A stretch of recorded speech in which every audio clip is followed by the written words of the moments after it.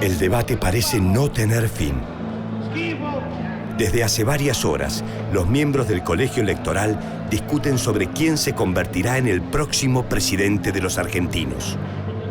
La situación se está volviendo cada vez más caótica. En medio del conflicto, Valentín y Adolfo Alsina consiguen imponer a su candidato, Domingo Faustino Sarmiento. Entre los presentes se ven muecas de extrañeza. El candidato propuesto por los Alsina está fuera del país hace 4 años y no pertenece a ningún partido político.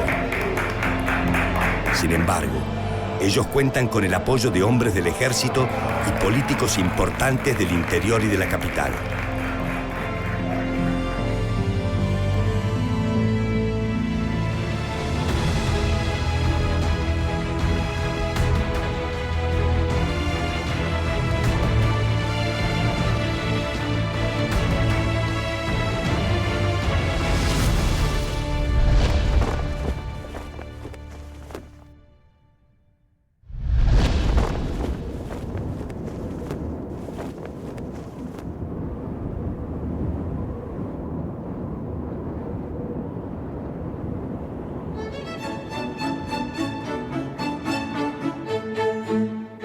Domingo Faustino Sarmiento nació en San Juan el 15 de febrero de 1811.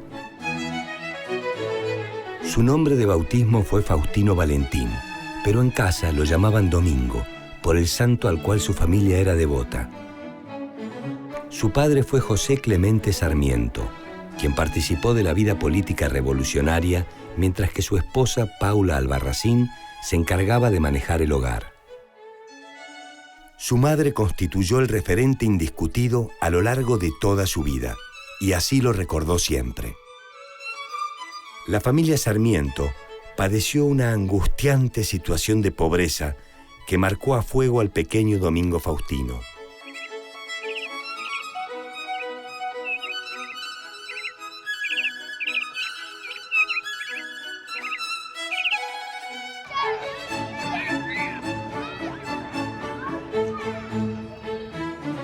En aquellos tiempos se mostraba más interesado en los libros que en la calle, aunque su juego preferido fuera liderar una banda que luchaba a piedrazos contra otra.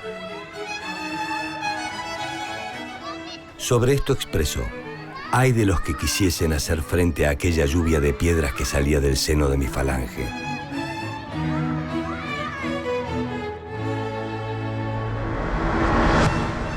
La primera educación que recibió estuvo a cargo de sus tíos José Quiroga Sarmiento y José María de Oro, ambos religiosos.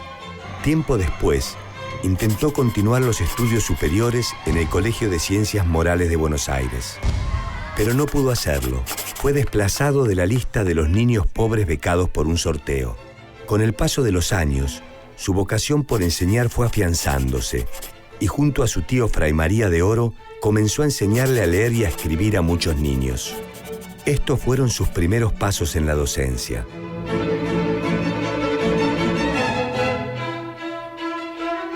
Hacia fines de la década del 20, Sarmiento se percató de que la educación era un elemento clave. Sabía que la falta de escuelas y de docentes formados era una barrera que impedía que la futura Argentina alcanzara el progreso. Para él, la educación no significaba solo leer y escribir. Permitía autodeterminarse, convertirse en ciudadano de uno mismo y alcanzar una meta.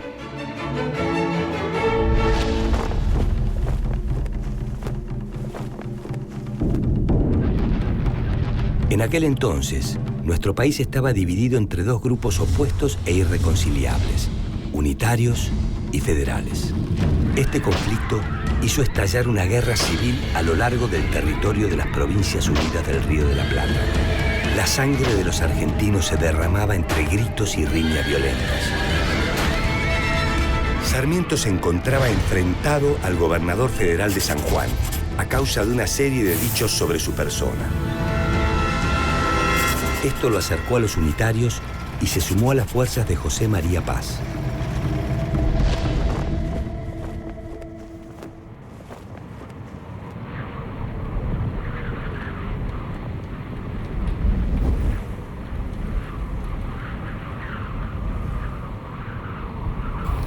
Con la derrota de las fuerzas unitarias, Sarmiento se exilió en la vecina República de Chile, donde se destacó como profesor.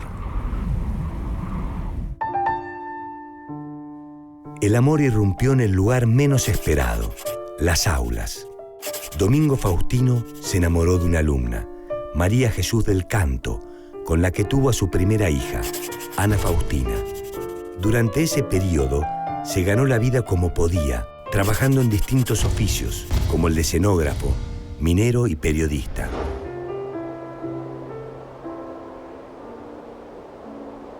Tiempo después, regresó a su provincia natal, San Juan, y fundó un colegio católico de señoritas.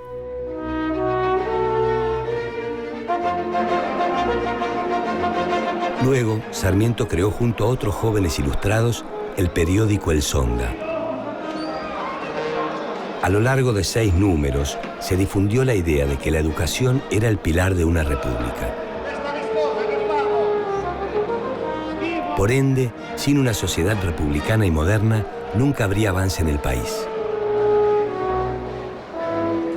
Para estos escritores, el pueblo sería soberano siempre y cuando fuera educado.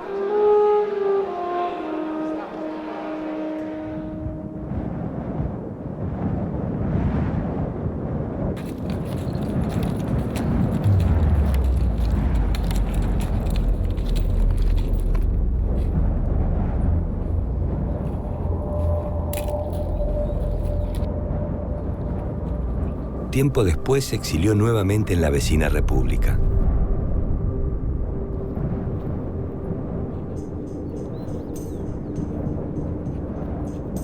Mientras se dirigía hacia Chile, escribió en francés: "Las ideas no se matan".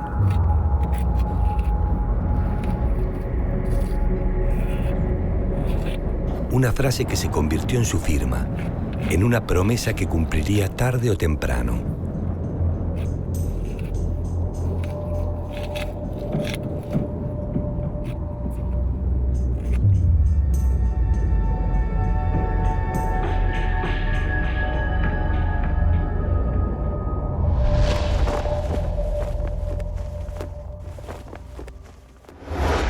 Ingresó en el diario El Mercurio como redactor y desde allí se hizo un lugar en los círculos intelectuales y políticos chilenos.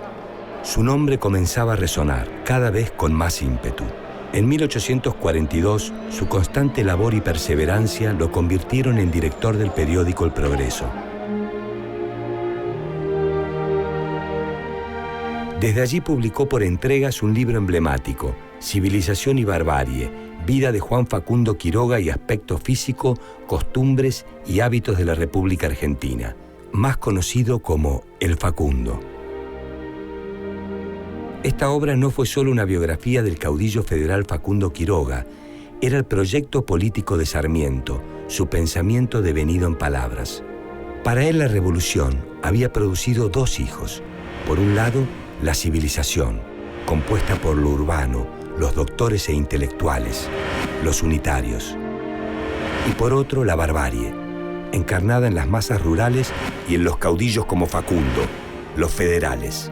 La centralización del poder por parte del gobernador Juan Manuel de Rosas acababa con las 2 corrientes surgidas de la revolución, la bárbara y la civilizada. Para Sarmiento, había llegado el momento de terminar con Rosas e imponer la modernidad en la Argentina.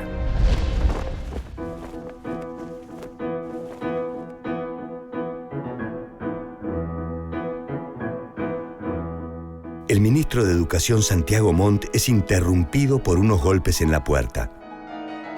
Domingo Faustino Sarmiento ingresa. Montt lo invita a sentarse y le explica el motivo de la invitación. Para la nación chilena es vital estar al tanto de cuáles son los sistemas educativos vigentes en el mundo. Y para obtener esta información se necesita de un hombre preocupado por esos temas, alguien que pueda cumplir con tal cometido. Le encomienda esa misión a Sarmiento, quien la acepta con gesto tranquilo. Él no espera menos. Se considera una pieza clave para el desarrollo de la región.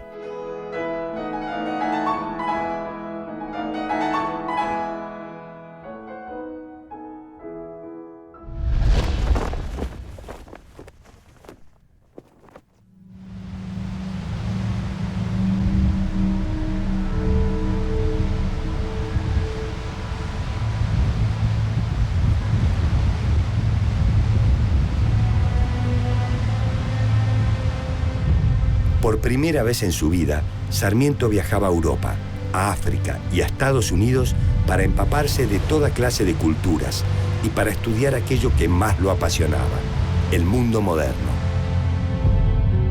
Desencantado por el modelo europeo a causa de los conflictos políticos que lo cruzaban, fue en Estados Unidos donde Sarmiento descubrió las posibilidades de una sociedad participativa, dinámica y abierta al progreso, mediante la educación y el trabajo. Aunque se quejaba de su esclavismo, encontró en este país el modelo de nación que buscaba materializar en el Río de la Plata.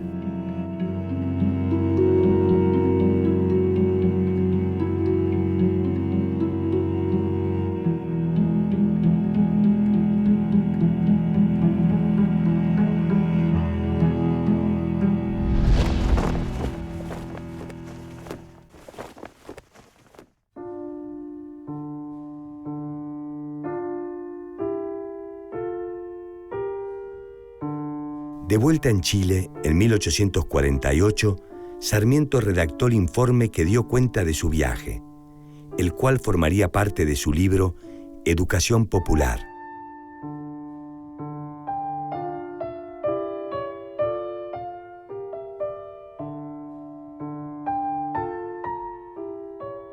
Su intensa vida laboral no le impidió encontrar un lugar para los afectos.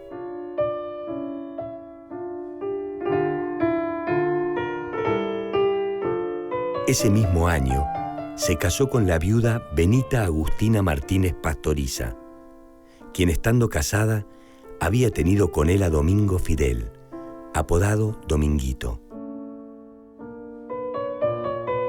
Sin embargo, en lo más profundo de Domingo Faustino persistía su anhelo de ser presidente.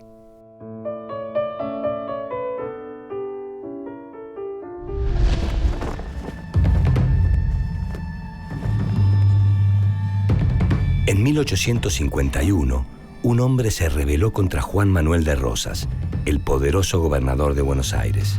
Su nombre era Justo José de Urquiza, gobernador de Entre Ríos. Rosas había gobernado con mano de hierro la Confederación, lo que generó un resentimiento hacia él cada vez más fuerte. La causa principal radicaba en que el gobernador se negaba a dotar de una constitución al territorio nacional y obligaba a los barcos que iban a Paraná a pagar impuestos en Buenos Aires. Rosas decía que hasta que no hubiera paz en toda la región argentina, no valía la pena tener una constitución. Estando en Chile, Sarmiento recibió la noticia de que el ejército al mando de Urquiza enfrentaría a Rosas, por lo que decidió unirse a esta fuerza.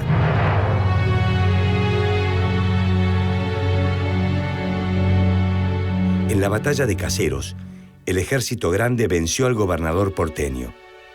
Acto seguido, el 1 de mayo de 1853, se sancionó la Constitución Nacional.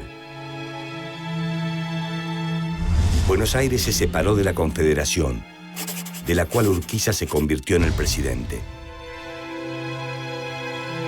Sarmiento se distanció de él, volviéndose su férreo opositor. La causa radicó en que el entrerriano se negaba a terminar definitivamente con los caudillos federales. Esta discrepancia llevó a que Sarmiento abandonara el país y regresara a Chile. Por esos días escribió: Buenos Aires no tiene una figura nacional que pueda oponerse a Urquiza, excepto el general Paz y yo, quizás.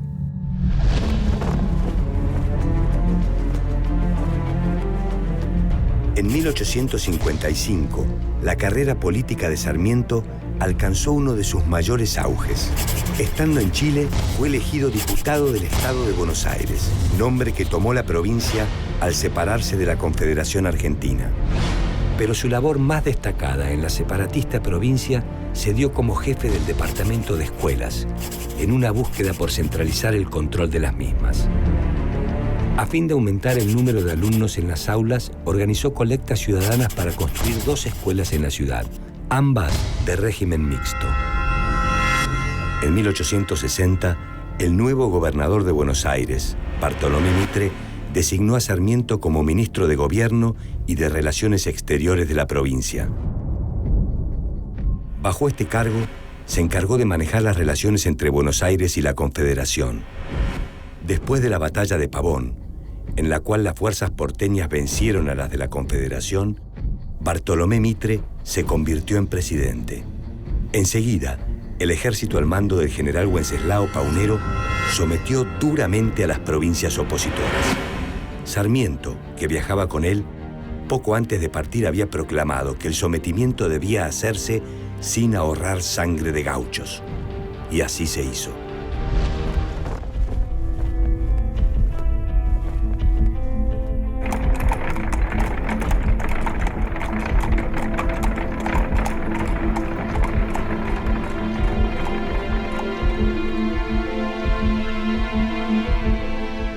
El ejército llegó a San Juan y posteriormente la legislatura provincial lo nombró gobernador. Su estrategia de gobierno puso el énfasis en mejorar la educación mediante la construcción de escuelas, además de fomentar la actividad minera. Combatió férreamente contra los caudillos, que para él eran sinónimo de la barbarie, en especial contra el gran líder riojano, Chacho Peñalosa, quien por esos años fue capturado y ejecutado.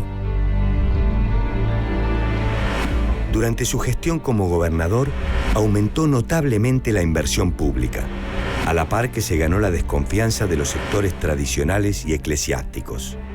Para Sarmiento, la religión y la educación debían ir en sendas separadas. Era de esperar que este pensamiento laico provocara rencores. Demonizado por los sectores conservadores, por los feligreses, lo tildaron de acabar con los valores tradicionales. Incluso, un sacerdote dijo en una misa que el gobernador era hijo del diablo y tenía cola. Era una ofensa a la cual Sarmiento respondería con inteligencia y cierto atrevimiento. Días después, el sacerdote se cruzó en la calle con el gobernador. Este, agarrándose las nalgas, le dijo: «Toque, padre, compruebe que tengo rabo, así podrá predicar su sermón con fundamento». Ante las presiones y la falta de presupuesto, 2 años más tarde, Sarmiento renunció a su cargo. Por un momento, su mente se llenó de oscuridad y dudas, y creyó que sus intentos por traer la modernidad a Argentina habían encontrado un muro difícil de franquear, la ceguera de muchas personas, empecinadas en vivir una existencia rayana con lo barbárico. Pero en aquel entonces ya se imponía como una figura conocida, que aunque temida y repudiada por muchos, era también respetada y admirada por otros.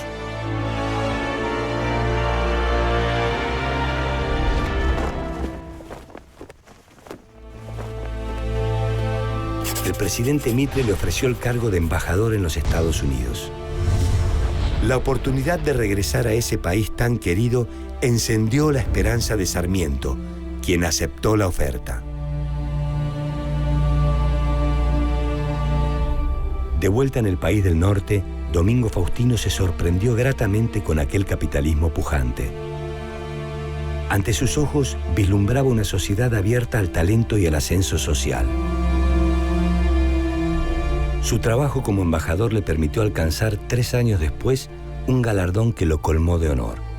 La Universidad de Michigan lo nombró doctor honoris causa. Sarmiento se encontraba, sin dudas, en su plenitud.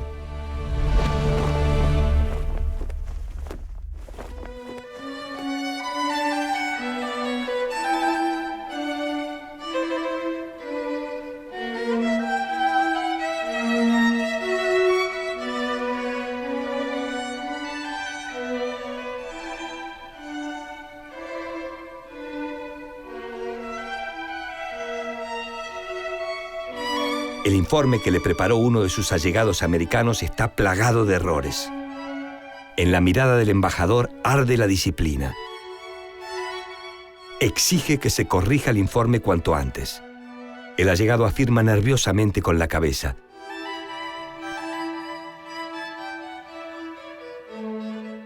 sale raudamente del lugar. Sarmiento queda sumido en el silencio. Su asistente personal ingresa trayendo algo en su mano. le entrega un sobre procedente de Buenos Aires. Con un gesto brusco, el embajador abre el sobre y extrae una carta. Cuando lee el contenido de aquella hoja de papel, Sarmiento siente una puñalada en su corazón. Su hijo, Domingo Fidel Sarmiento, Dominguito, ha muerto en la batalla de Curupaití, en la guerra contra el Paraguay. Cree que todo es una pesadilla. Por un momento deja de ser un funcionario exigente e implacable. Ahora es tan solo un padre, en la soledad y en la distancia.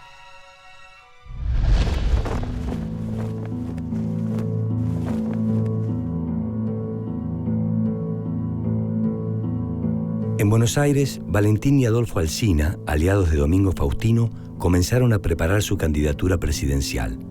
La misma fue apoyada por hombres del ejército y algunos políticos importantes del interior y la capital. Sobre su candidatura le escribió a un amigo: por mi parte, y esto para ti, solo te diré que si me dejan, le haré a la historia americana un hijo.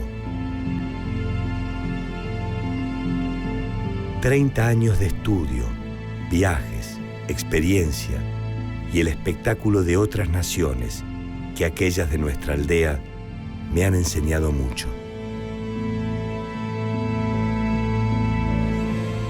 Después de muchos debates, el colegio electoral anunció el nombre del nuevo presidente: Domingo Faustino Sarmiento.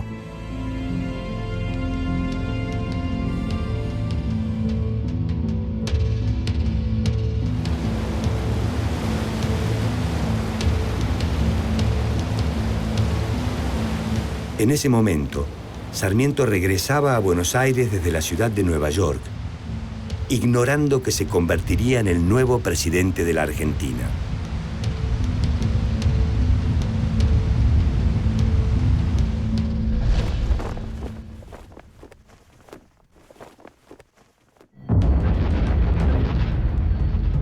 Desde 1864, Brasil, Argentina y Uruguay se encontraban en guerra con el Paraguay. Esta situación drenaba los recursos monetarios y humanos, además de producir una gran inestabilidad en el interior del país. Los habitantes se negaban a ir a la guerra porque creían que era un problema porteño. Por su parte, Estados Unidos era el ejemplo de transformación social que podía generar el capitalismo en América.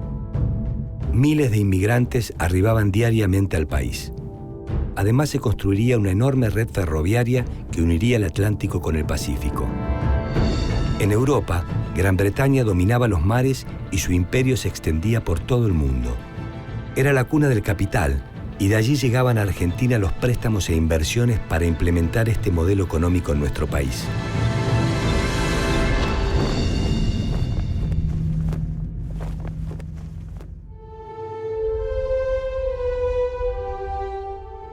Hacia mediados del siglo XIX, un hombre llegó a la presidencia. La toma de posesión de los atributos presidenciales se realizó en el viejo fuerte de la ciudad, sede tradicional de este acto.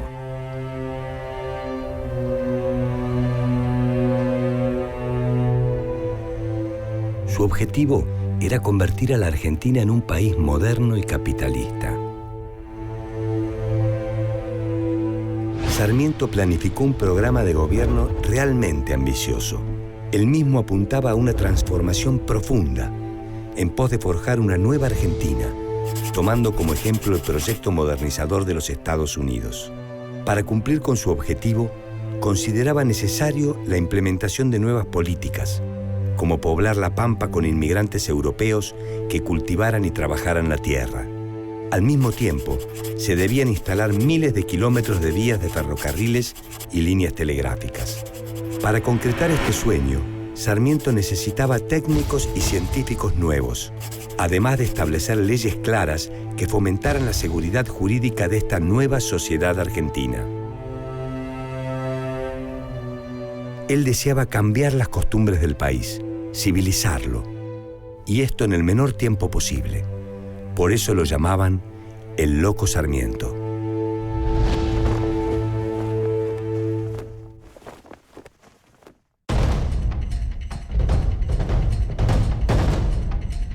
El progreso no puede esperar. Ese es el único pensamiento que hay en la mente de Sarmiento. Es su primer día de gestión y convocó una reunión de urgencia con sus ministros. En ellos hay gestos entre el temor y el respeto. Sarmiento despliega su plan de gobierno. Lo detalla con palabras apasionadas, con tono fuerte y firme. Él mismo es un instrumento afilado, preparado exclusivamente para conquistar aquel país con el que tanto ha soñado. Una pregunta por parte de sus ministros provoca lo peor. Lo que más molesta a Sarmiento no es la pregunta en sí, es la duda que se encuentra detrás de ella. Sarmiento se levanta y expulsa a su ministro. Le ordena pensar 2 veces antes de poner en duda su gestión. El ministro ofendido se retira del despacho golpeando con furia la puerta. Sarmiento vuelve a tomar asiento. Continúa su explicación. Ninguna otra persona se atreve a contradecirlo.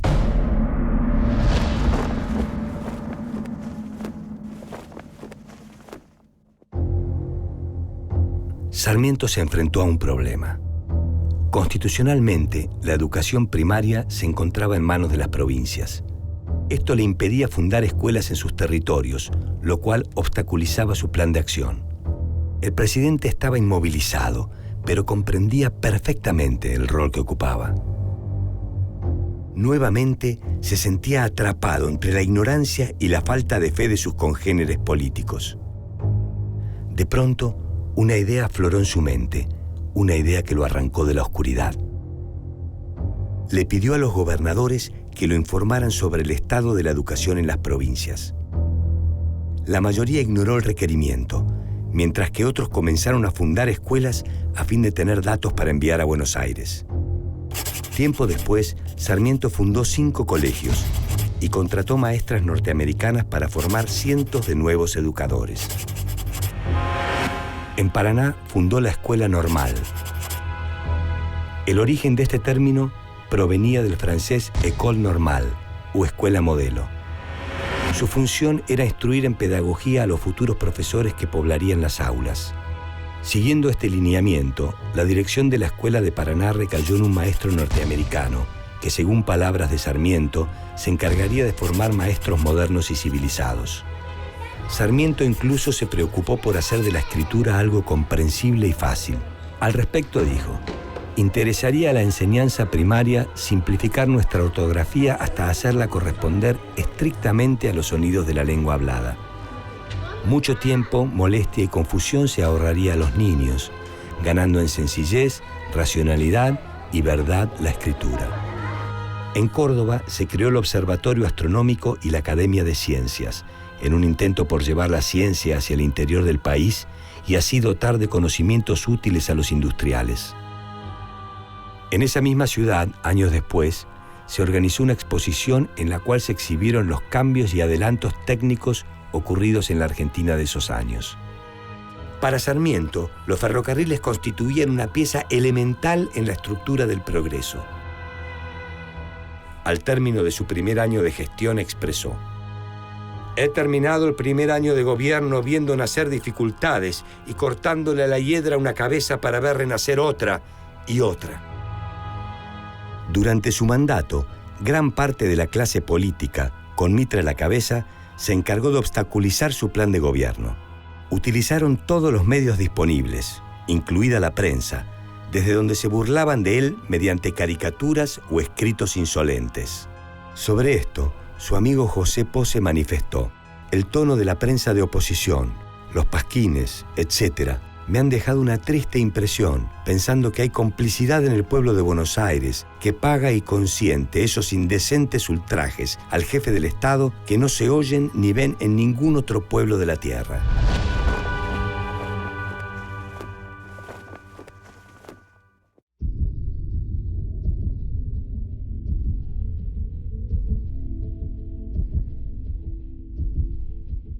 En 1869, Sarmiento ordenó la realización del primer censo nacional. Su propósito era saber cómo estaba compuesto nuestro país y cuál era su realidad. En aquel momento había grandes zonas despobladas y se desconocía quiénes formaban parte de la población argentina.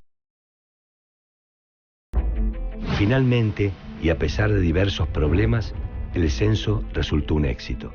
Permitió conocer la cifra de habitantes en el territorio, 1.836.490 personas. Del total de la población, el 70% vivía en zonas rurales, mientras que el analfabetismo llegaba al 71%. Gracias a este importante estudio, Sarmiento logró tener un conocimiento real sobre la composición de la población en el país. Él sabía que con este relevamiento podía llevar a cabo políticas de Estado más certeras.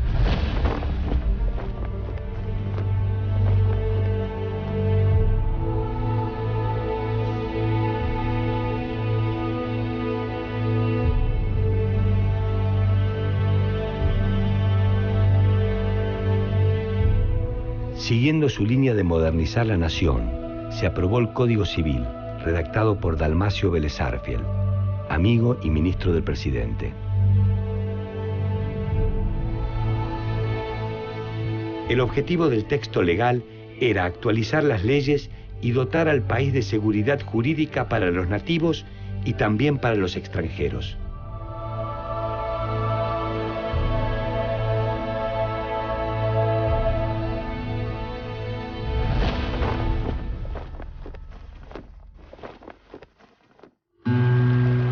La inmigración fue un factor elemental en el proyecto sarmientino y aumentó considerablemente durante su mandato.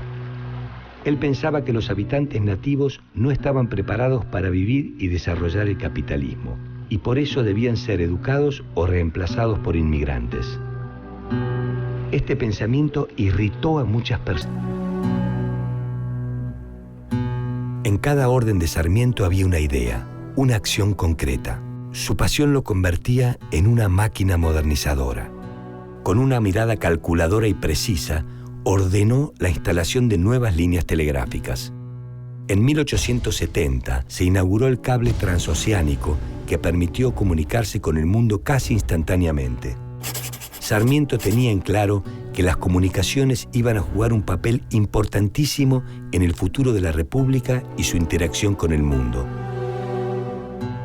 Hacia 1870 terminó la cruenta guerra contra el Paraguay, cuyo saldo fue la devastación del país vecino y la reducción de su población masculina, que pasó de 500.000 a 100.000 habitantes. El fin de este conflicto permitió reducir los gastos militares y continuar con la modernización del ejército iniciada con la creación del Colegio Militar y la Escuela Naval Militar.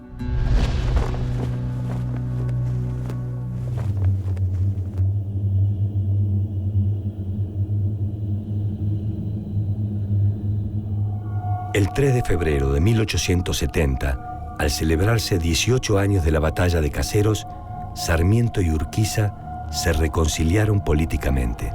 El presidente fue recibido con todos los honores en el suntuoso Palacio San José, ubicado en Entre Ríos, donde pasó 4 días. Sarmiento pensaba que esto le permitiría consolidar su autoridad frente a los ataques mitristas. Por su parte, Urquiza ignoraba que este gesto le iba a costar no solo su carrera política. El 11 de abril de 1870, una partida de hombres liderados por Ricardo López Jordán, viejo lugarteniente de Urquiza, irrumpieron en el Palacio San José. Lo acusaron de haber entregado el federalismo a sus enemigos y seguidamente lo asesinaron.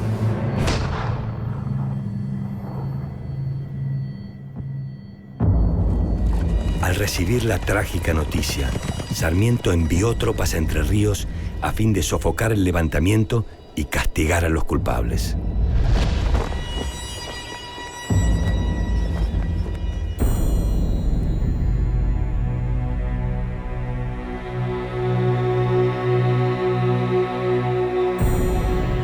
Al año siguiente, Sarmiento enfrentó a un nuevo adversario, uno que puso en jaque no solo su investidura presidencial, sino a gran parte de la población de la ciudad de Buenos Aires. La enfermedad había llegado con los soldados que combatieron en el Paraguay. El saldo de su paso por la ciudad fue nada menos que de 14.000 muertos. Las críticas apuntaron a las autoridades nacionales y provinciales. Los intentos por contener a la fiebre amarilla fueron totalmente inútiles. Los más ricos abandonaron la ciudad, mientras que los pobres, hacinados y mal alimentados, fallecieron de manos de esta cruenta epidemia. A su término, el gobierno solicitó un préstamo para realizar obras de salubridad en la ciudad, para evitar la repetición de este episodio. En poco tiempo, la vida de Sarmiento también correría peligro.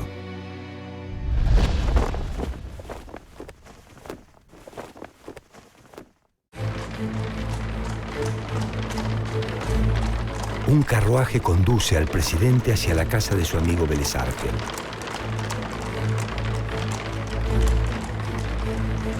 Sarmiento se encuentra sumergido entre el sueño y sus pensamientos.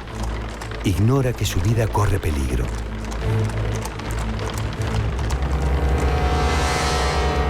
A unos pocos metros de allí, dos marineros italianos, los hermanos Francisco y Pedro Guerri, preparan sus armas. En sus rostros comparten el mismo sentimiento de odio hacia el mandatario. Se acercan con el sigilo del viento. Sus pasos firmes y rápidos los encuentran frente a su víctima.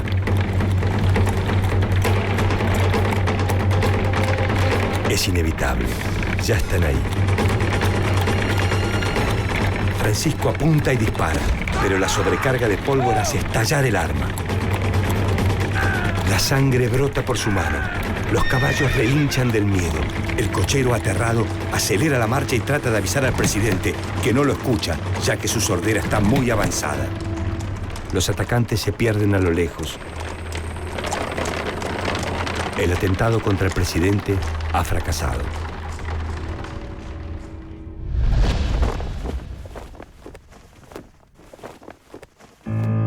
Con el término del mandato de Sarmiento, el Estado Nacional quedó consolidado y potenciado por los cambios en la educación inicial, en la modernización del ejército y en el desarrollo de las comunicaciones. La Argentina se afirmó ante el mundo como un país moderno. Pero las críticas no se hicieron esperar. La deuda pública argentina pasó de 5 millones de libras a 14 millones y medio. Si bien a Sarmiento le preocupaba la situación, sabía que su trabajo había sentado bases profundas para el futuro del país. Por su parte, el Ejército Nacional se encargó de terminar con todas las resistencias provinciales. Solo Buenos Aires, liderada por Bartolomé Mitre, tenía la fuerza para oponérsele. Cuando se celebraron las elecciones presidenciales, el candidato elegido por amplia mayoría fue el tucumano Nicolás Avellaneda, amigo de Sarmiento. Pero Mitre se encontró disconforme con el resultado electoral y ordenó a sus hombres levantarse en armas. El modernizado Ejército Nacional venció rápidamente a la tropa de Mitre en las batallas de La Verde y Santa Rosa. Entretanto, Sarmiento continuó su vida política. Fue senador, director general de escuelas y ministro del Interior. En el año 1880 se produjo un hecho de gran relevancia. Las elecciones presidenciales dividieron al país entre dos candidatos. Por un lado, Buenos Aires apoyaba a Carlos Tejedor, mientras que el resto de las provincias a Julio Argentino Roca. Sarmiento aprovechó la oportunidad y se ofreció como candidato de unidad entre estos dos grupos, pero nadie aceptó su ofrecimiento. Sarmiento sintió que sus días como político habían terminado.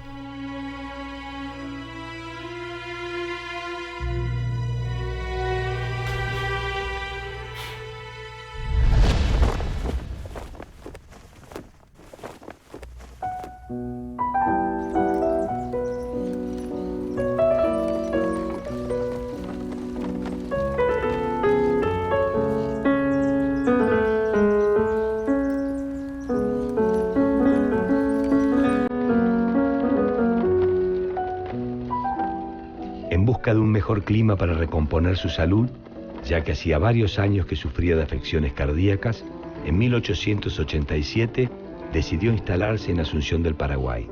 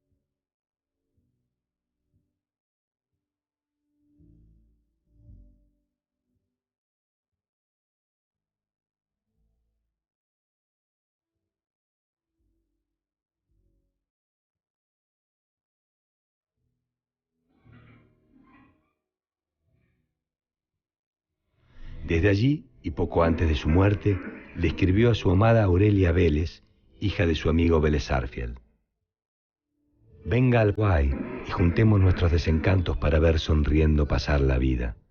Venga, que no sabe la bella durmiente lo que se pierde de su príncipe encantado.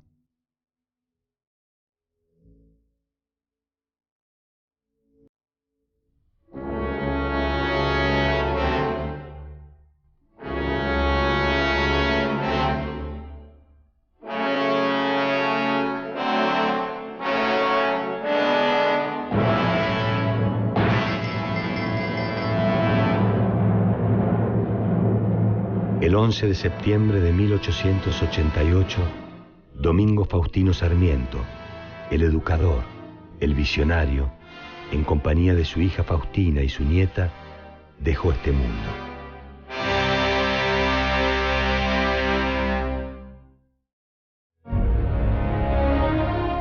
Domingo Faustino Sarmiento fue un hombre que vivió intensamente su época, un osado que no dudó en impulsar el modelo necesario para sacar a la Argentina de lo que él consideraba las sombras del atraso. Lo amaron y odiaron casi por igual, pero en él no había medias tintas. Marcó con fuego nuestra historia. En su visión, la educación y la escuela eran el motor que permitiría a la Argentina salir de la barbarie. Se preocupó por dotar a los argentinos de herramientas y conocimientos científicos que pudieran fomentar el crecimiento económico de la nación. A lo largo de sus 77 años de existencia, luchó solo y acompañado. Sufrió largamente para hacer de este territorio un país moderno y competitivo.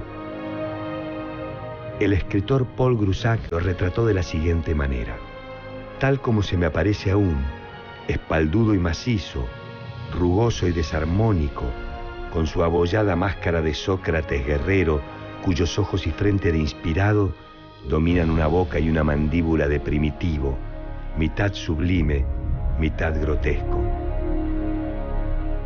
Este fue Domingo Faustino Sarmiento.